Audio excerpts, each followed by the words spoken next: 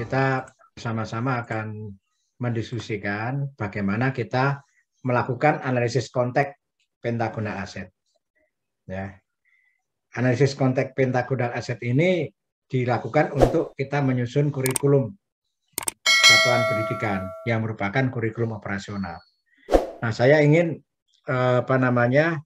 mengutip pasal 38 Peraturan Pemerintah Nomor 57 Tahun 2021. Di sana dinyatakan pertama kali kita mengenal nomenklatur kurikulum operasional yang baru, yaitu kurikulum satuan pendidikan. Tidak lagi menggunakan istilah kurikulum tingkat satuan pendidikan. Pada ayat 1 itu disebutkan kerangka dasar dan struktur kurikulum sebagaimana dimaksud pada pasal 37 ayat 1 menjadi landasan bagi pengembangan kurikulum satuan pendidikan. Di kerangka dasar dan struktur kurikulum itu menjadi landasan pengembangan kurikulum satuan pendidikan. Dalam ayat 2, pengembangan kurikulum satuan pendidikan sebagaimana dimaksud ayat 1 dilakukan dengan prinsip diversifikasi sesuai dengan satuan pendidikan, potensi daerah, dan peserta didik. Nah, yang saya beri warna merah inilah kemudian kita harus melakukan analisis konteks agar kita bisa menyusun kurikulum satuan pendidikan sesuai dengan kondisi satuan pendidikan, potensi daerah, dan peserta didik. Nah, pengembangan kurikulum satuan pendidikan sebagaimana dimaksud ayat 1 di atas itu dilakukan oleh satuan pendidikan atau kelompok satuan pendidikan. Jadi yang mengembangkan kurikulum itu bukan siapa-siapa, bukan dinas pendidikan, bukan kementerian, bukan direktorat, tapi satuan pendidikan yang bersangkutan atau kelompok satuan pendidikan. Bisa beberapa PKBM bergabung menjadi satu, menyusun kurikulum bersama. Kenapa? Karena barangkali sumber daya manusianya terbatas. Sekolah dasar itu pun beberapa sekolah dasar itu diberi kesempatan kemarin itu menyusun kurikulum bersama-sama. Karena ketika menyusun dokumen 2, dokumen 3, mereka sulit menyusun sendiri-sendiri. Karena dokumen 2-nya kan harus mulai kelas 1 sampai kelas 6. Dan beberapa mata pelajaran. Sementara gurunya kan guru kelas. Nggak bisa dong guru kelas 1 itu menyusun semua silabus RPP sendirian. Lah, bisa berbulan-bulan.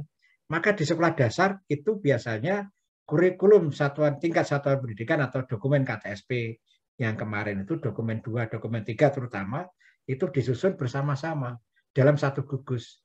PKBM juga bisa begitu. Saya juga meyakini bahwa PKBM itu menyusun dokumen satunya bisa sendiri-sendiri. Tapi menyusun dokumen 2, dokumen 3 akan sulit kalau sendiri-sendiri, harus bekerja sama. Maka di sini dalam PP 57 2021 pasal 38 ayat 3 dinyatakan pengembangan kurikulum satuan pendidikan bisa dilakukan secara kelompok satuan pendidikan. Nah, boleh jadi ini yang sekarang ini dilakukan pengembangan kurikulum operasional oleh SKB Ujung Pandang nanti bisa digunakan juga oleh satuan pendidikan lain di wilayah ini. Bisa jadi, karena dikembangkan bersama-sama melalui forum FGD atau peninjauan kurikulum. Nah, pengembangan kurikulum satuan pendidikan sebagaimana dimaksud ayat 1 melibatkan komite sekolah atau madrasah. Dan yang penting di bawah koordinasi dan supervisi dinas. Nanti bentuknya itu ada pengesahan. Ya, pengesahan dari dinas. Ini isi dari PP 57 tahun 2021. Nah, Bapak Ibu sekalian, selama ini kan Bapak Ibu menyatakan punya ini, ada ini beberapa tempat. Pak, saya kan sudah punya buku yang gambar Mbak menjahit itu, Pak. Itu kan buku kurikulum, Pak. Judulnya kan kurikulum 2013. Terus saya sudah punya silabus. Saya sudah punya modul. Ini belum kurikulum operasional. Memang judulnya kurikulum 2013 pendidikan kesetaraan. Tapi isinya itu kerangka dasar dan struktur kurikulum. Isinya ini Mbak baru kerangka dasar dan struktur kurikulum. Ini bukan kurikulum operasional. Jadi Bapak Ibu punya ini belum punya kurikulum satuan pendidikan. Ini bukan kurikulum satuan pendidikan. Yang di sebelah kiri ini baru acuan kurikulum. Ya, karena masih kerangka dasar dan struktur kurikulum. Nah, satuan pendidikan yang belum membuat kurikulum satuan pendidikan, berarti dia belum punya kurikulum. Nah, bisa kita bayangkan, kalau satuan pendidikan belum punya kurikulum, kemudian melaksanakan pembelajaran, kemudian sampai menerbitkan ijazah, Bapak Ibu bisa simpulkan sendiri. Seperti apa jadinya. Ya kan?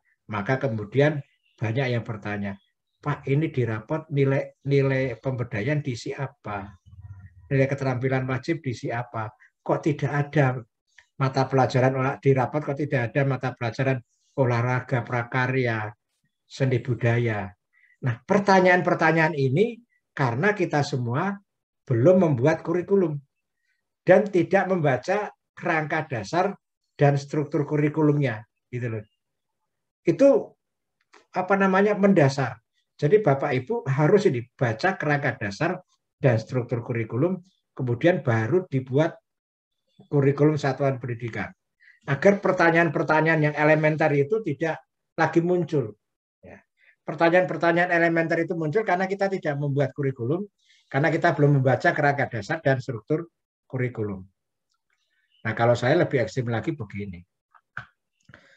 Kalau satuan pendidikan belum membuat kurikulum satuan pendidikan, dan dia belum punya kurikulum, kemudian melaksanakan pembelajaran dan meluluskan, itu namanya malpraktek di dunia pendidikan. Wah, ini kayaknya ekstrim ya. Tapi ya kira-kira begitu. Ini mohon maaf ini. Kenapa? Belum punya kurikulum, dia melaksanakan pembelajaran, berarti bikin jadwal dan sebagainya, meluluskan itu tidak ada dasar. Nggak punya legal standing.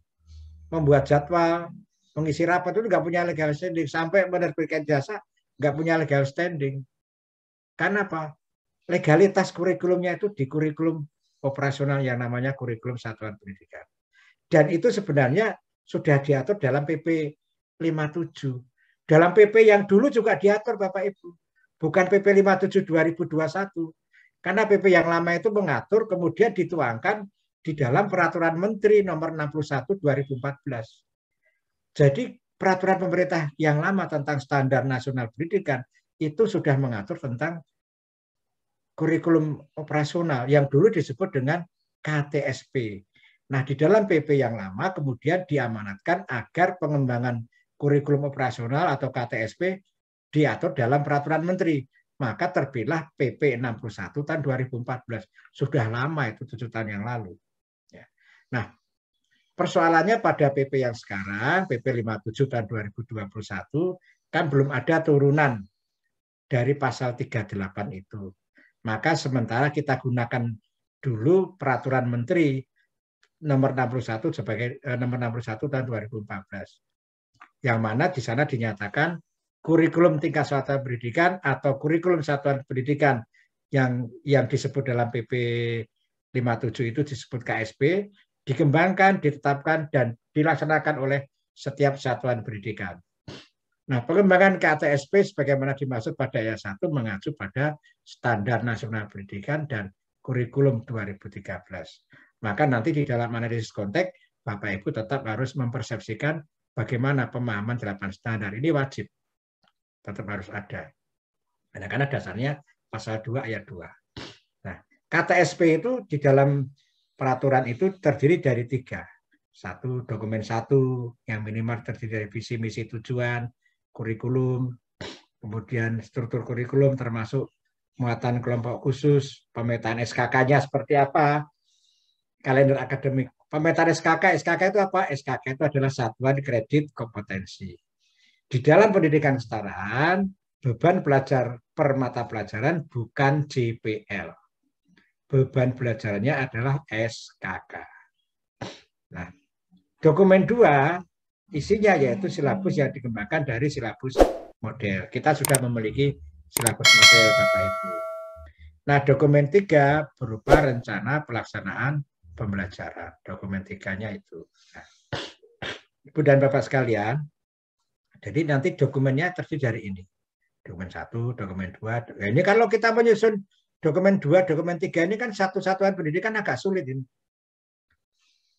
Kenapa? Karena apalagi ya, PKBM itu melaksanakan paket A, paket B, paket C. Ini kalau tidak ada kolaborasi dengan satuan pendidikan yang lain, sulit. Walaupun silabusnya itu sudah dikembangkan dari silabus model. Begitu juga RPP-nya. Nah, nanti yang terjadi kan rata-rata kan copy paste ini. Kalau kita tidak melakukan kerjasama antar kelompok satuan pendidikan, yang terjadi nanti copy paste. Ya, copy paste salin dan tempel. Nah, Ibu dan Bapak sekalian, di dalam Peraturan Menteri Pasal 3 ayat 4 dan 8, kurikulum itu harus dibahas setiap tahun dan dilakukan dalam peninjauan kurikulum. Jadi dokumen kurikulum itu setiap tahun ditinjau. Maka sebenarnya kegiatan yang dibantu oleh direktorat ini kan namanya review kurikulum operasional. Review kurikulum itu ya peninjauan kurikulum. Jadi kalau boleh saya katakan, teman-teman yang mendapat bantuan 100 PKBM SKB ini dibantu oleh pemerintah untuk menyelenggarakan kegiatan peninjauan kurikulum sebagaimana diatur dalam pasal 3. Ya gitu loh. Jadi pasal 3 itu harus melakukan peninjauan kurikulum. Nah, ini teman-teman itu alhamdulillah ini yang 100 itu dibantu. Ya, dibantu mau di hotel kalau sudah tidak PPKM darurat ya, itu dibantu kegiatannya. Ya. Nah, setelah dibahas di dalam lokakarya seperti ini ya, dibahas, kemudian ditetapkan nih oleh satuan pendidikan dan disahkan oleh dinas. Jadi setelah selesai lokakarya ditetapkan dan disahkan oleh dinas pendidikan. Nah, ini ketentuan pasal 3. Oke. Nah, dalam peraturan Menteri pasal 3 itu juga ini yang dalam pasal 3 di sana dinyatakan prosedur operasional sebagaimana dimaksud ayat 1 yaitu mengenai pengembangan kurikulum itu ada analisis, penyusunan, penetapan, pengesahan. Ya, pertama sebelum Bapak Ibu itu menyusun itu menganalisis. Maka di sini melakukan analisis konteks. Nah, penyusunannya nanti dilakukan bersama-sama. Penetapannya di dalam lokakarya. Pengesahannya oleh Dinas Pendidikan. Nah, ini. Nah, nanti Bapak Ibu melakukan analisis dulu ini. Nah, kemudian melakukan penyusunan. Penyusunan itu visi, misi, pengorganisasian muatan kurikuler, pengaturan beban belajar, penyusunan kalender pendidikan, penyusunan silabus, penyusunan RPP. Ya, ini harus disusun semuanya ini. Jadi itu dokumen KTSP-nya atau dokumen KSP. Nah, bagaimana tahapan penyusunan kurikulum operasional? Nah, tahapan kegiatannya ya, itu membentuk tim pengembang. Kemudian tim pengembang menyusun draft dokumen 1.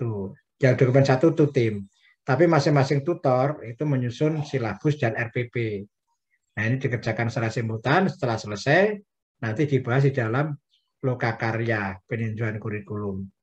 Nah, dalam lokakarya inilah kemudian nanti akan ada dokumen 1, dokumen 2, dokumen 3 yang kemudian disahkan. Setelah ditetapkan di dalam lokakarya, disahkan oleh Dinas Pendidikan Kabupaten Kota. Nah, ini Bapak Ibu dan Bapak tahapannya. Nah, terkait dengan kegiatan kita akan diminta untuk menyusun kurikulum satuan pendidikan yang kontekstual, diversifikasi, sesuai kebutuhan peserta didik. Kan ini karakter kurikulum yang akan kita bikin. Maka ketika kita menyusun dokumen 1, harus berdasarkan 1, kerangka dasar dan struktur kurikulum. Kita buka lagi kerangka dasar dan struktur kurikulum. Yang kedua, analisis konteks. Jadi jangan lepas dari kerangka dasar dan struktur kurikulum. Walaupun nanti kita lakukan analisis konteks. Jadi kegiatan yang akan kita munculkan itu dalam bingkai kerangka dasar dan struktur kurikulum pendidikan kesetaraan. Apakah masuk pemberdayaan, apakah masuk keterampilan wajib, atau masuk keterampilan pilihan. Loh, bisa jadi loh, kegiatannya itu nanti masuk keterampilan wajib. Ya. Nah, analisis konteks itu penting ya dilakukan dalam rangka mencapai 6 dimensi kunci dan menerjemahkannya dalam program konkret tentang kebijakan profil pelajar Pancasila. Nah, dari analisis konteks, satuan pendidikan itu diharapkan mampu mengembangkan kebijakan P3, penguatan profil pelajar Pancasila dengan mengacu 7 tema. Nah, kalau kita 3 tema yang telah diidentifikasi dan menyesuaikan dengan kondisi lokal, kurikulum, materi, serta metode pembelajarannya. Dampak keberhasilan sebuah layanan pendidikan yang kontekstual adalah tingkat kompetensi peserta didik yang terukur dan indikator yang jelas. Nah, ini yang nanti Bapak Ibu tuangkan di dalam silabus. Nanti ada tingkat kompetensi dan indikator yang terukur. Nah, Ibu dan Bapak sekalian, kita akan melakukan ini. Ada 3 tema. Pertama, kearifan lokal, berrekayasa dan berteknologi, serta kewirausahaan. Ini dari 7 tema yang ada, itu kita diminta memilih, kita diminta melakukan 3 tema yang berwarna kuning. Kalau sekolah 7, Ibu dan Bapak. Ya, kalau sekolah 7, kita 3 saja. Nah, kegiatan proyek ini nanti dilakukan untuk mencapai 6 dimensi kunci profil pelajar Pancasila ini. Dan kegiatannya dilakukan dalam proyek. Maka karena itulah kita diminta mengembangkan kurikulum berbasis proyek pada muatan kelompok khusus, ya, pendidikan kesetaraan.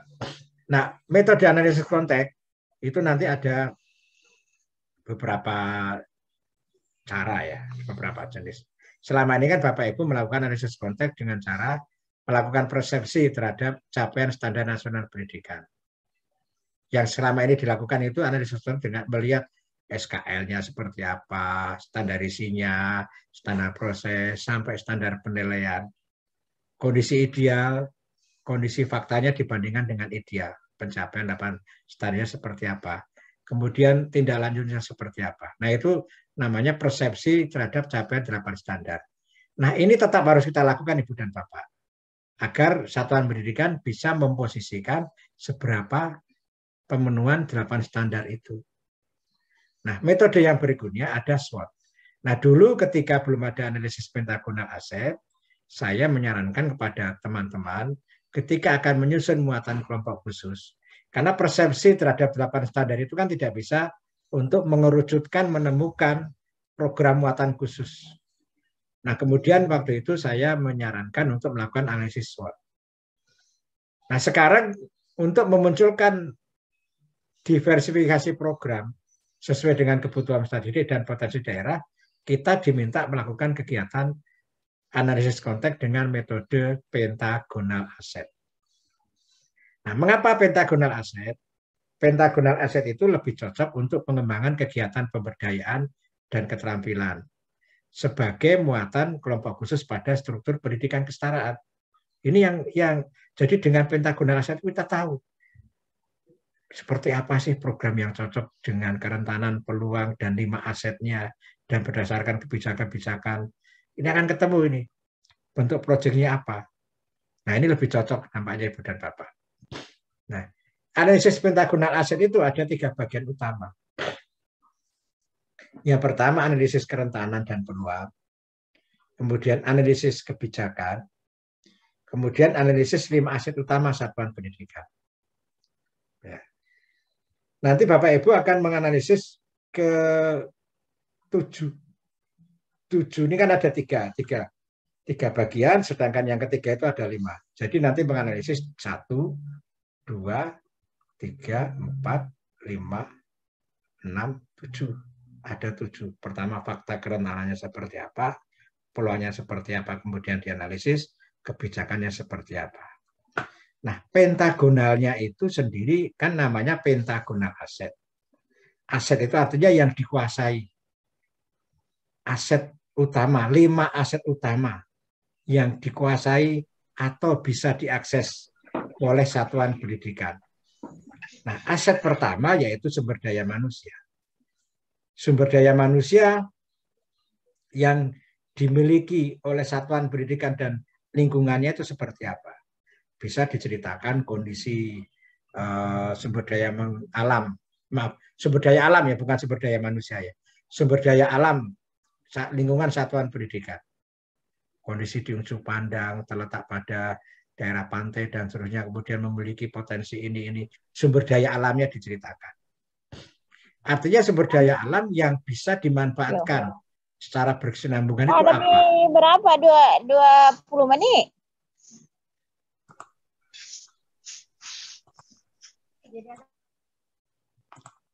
Sumber daya alam apa yang bisa dimanfaatkan? Bisa dimanfaatkan, bisa diakses. Artinya tidak hanya yang dikuasai, tapi yang bisa diakses. Begitu juga sumber daya manusia. Fakta sumber daya manusia internal di SKB Ujung Pandang atau di Satuan Pendidikan yang bisa dimanfaatkan untuk mendukung pencapaian tujuan. Tujuannya dari mana? Ini Bapak Ibu nanti melihat dari kerentanan dan peluang. Nah, ketika melihat kerentanan dan peluang serta kebijakan, itu sudah mulai ada ide-ide ini. Ada ide-ide untuk apa namanya? Menggulirkan proyek apa itu sudah mulai ada ide itu ketika menganalisis kerentanan dan peluang dan juga kebijakan. Nah, tinggal ketika analisis aset utama itu dikonfirmasi sumber daya alamnya bagaimana, tersedia tidak, sumber daya manusia internal tersedia tidak. Kalau tidak ada, bagaimana sumber daya eksternal yang bisa diakses. Begitu juga aset sosial. Bagaimana fakta ikatan kohesi sosial masyarakat yang dapat mendukung atau menghambat tujuan yang akan kita capai atau kegiatan yang akan kita lakukan. Jadi kegiatan itu sudah bisa mulai muncul ketika kita menganalisis kerentanan dan peluang dan kebijakan. Tinggal ketika masuk ke analisis 5 aset utama itu untuk mengkonfirmasi bagaimana kemungkinan kelayakan program itu dari sisi aset sumber daya alam, dari sisi aset sumber daya manusia, dari sisi aset sosial, kemudian juga dari sisi aset keuangan. Bagaimana fakta sumber daya keuangan yang tersedia atau potensi yang bisa dimanfaatkan. Kegiatan itu akan menggunakan sumber daya keuangan yang mana. Itu sudah mulai dipikirkan di sini. Jangan nanti kegiatan menjadi macet karena tidak ada sumber keuangan ya. Harus disebutkan. Kemudian infrastruktur, aset infrastruktur apa yang tersedia. Dan kalau tidak tersedia, dari mana bisa diakses. Jadi Bapak Ibu boleh silakan nanti pada saat kerentanan dan peluang ini serta kebijakan sudah mulai mengerucut apa yang akan dikerjakan dan kemudian dikonfirmasi dalam analisis 5 aset utama atau pentagonal aset. Nah, nanti Bapak Ibu ketika akan melakukan analisis baik mulai dari kerentanan, peluang, kemudian kebijakan, Bapak Ibu silakan menggali data dan informasi. Nah, penggalian data dan informasi ini bisa menggunakan tekniknya dengan FGD, wawancara mendalam, bisa dengan observasi, bisa dengan juga survei. Nah, alatnya bisa menggunakan kuesioner, daftar pertanyaan kunci. Sumber datanya bisa primer, bisa data sekunder. Primer berarti kita cari data langsung, data sekunder berarti kita nanti menggunakan data-data yang ada di instansi atau lembaga atau pemerintah daerah atau pemerintah desa, kecamatan. Nah, sumber data primer bisa dari internal lembaga, bisa dari pihak lain yang relevan. Ini penggalian datanya Ibu dan Bapak sekalian. Kemudian ketika data itu sudah diperoleh, kita perlu memvalidasi data dan informasi itu dengan cara apa? Kita lakukan dengan triangulasi sumber, cek data dengan sumber data lain. Bandingkan dan kontraskan data. Gunakan kategori dan narasumber lain. Kemudian kita juga bisa melakukan triangulasi metode. Beberapa metode dalam pengumpulan data kita gunakan, kita triangulasikan. Kemudian juga bisa triangulasi data analisis. Dianalisis secara tim, kemudian kita juga minta umpan balik dari narasumber. Nah, ini cara kita melakukan validasi data dan informasi Ibu dan Bapak sekalian. Nah, ini contoh kita melakukan hasil analisis kerentanan. Ini contoh ya, tidak usah saya bacakan, nanti panjang ya. Bapak Ibu nanti bisa lihat, saya share nanti ya. Kemudian contoh hasil analisis sumber daya alam, contoh hasil analisis aset sosial, contoh hasil analisis infrastruktur, contoh hasil analisis aset keuangan, dan nanti Bapak Ibu diminta untuk membuat kesimpulan dan rekomendasi. Rumuskan isu-isu strategis. Apa masalah strategisnya? Seberapa besar pengaruhnya? Kemudian tujuannya, ketemu masalahnya, kemudian apa perubahan yang ingin dituju. Nah, tepat tidak momentumnya sekarang. Nah, kemudian indikator, nanti akan seperti apa kondisi yang harus ada. kemudian bisa dicapai atau tidak. Jadi indikator itu harus yang bisa dicapai. Nah, Ibu dan Bapak sekalian, nanti kerangka kerjanya Bapak Ibu kan melakukan analisis konteks pentagonal aset. Kemudian berdasarkan kerangka dasar dan struktur kurikulum, Bapak Ibu akan menemukan jenis muatan mata pelajaran pemberdayaan, jenis muatan mata pelajaran keterampilan. Nah, nanti ini disusun bisa terpisah, bisa jadi satu. Kemudian nanti Bapak Ibu bikin silabus dan RPP, kemudian nanti bikin modul. Ini langkah kerjanya begini Bapak Ibu sekalian. Oke. Saya kira itu Ibu dan Bapak sekalian, barangkali ada yang bisa kita diskusikan.